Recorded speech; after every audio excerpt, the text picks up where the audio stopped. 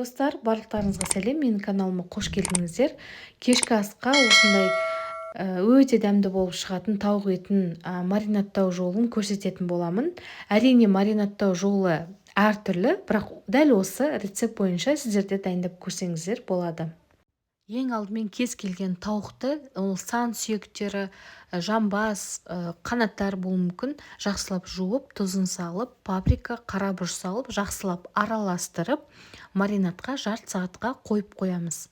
Одан соң көкөністерді, картоп және сәбізді осылай турап аласыздар, тұз салып, паприка және қарабұрышты салып, жақсылап араластырып қойып қоямыз.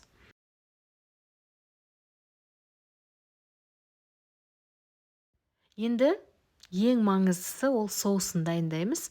Томат, майонез және сарымсақты осылай араластырып аламыз жақсылап.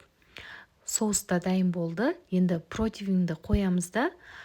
Ешқандай майлаудың қажеті жоқ.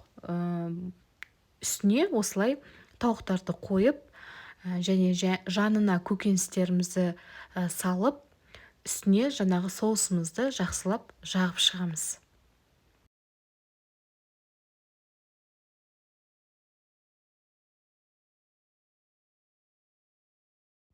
Әрине, тауықты маринадтаудың түрі өте көп. Әркім әртүрлі жасайды, бірақ мынау мен жасап жатқан әдіс ол өте қарапайым түрі және ең дәмдісі. Себебі мен әртүрлі тауықтардың маринадтап көрдім. Ең қатты ұнаған осы сарымсақ қосылған маринадтау әдісі. Енді жақ болғаннан кейін қалғанын осы көкөністерге қосып жақсылап араластырамыз да, жанына қойып 180 градус 40 минутқа қойып жақсылап пісіріп аласыздар.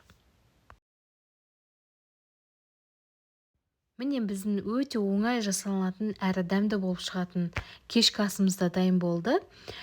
Кез келген көкөністермен әдемілеп дастарханға ұсынсаңыздар болады. Видеоны соңына дейін көргендеріңізге рахмет. Каналыма тіркеліп, лайк басуды ұмытпаңыздар.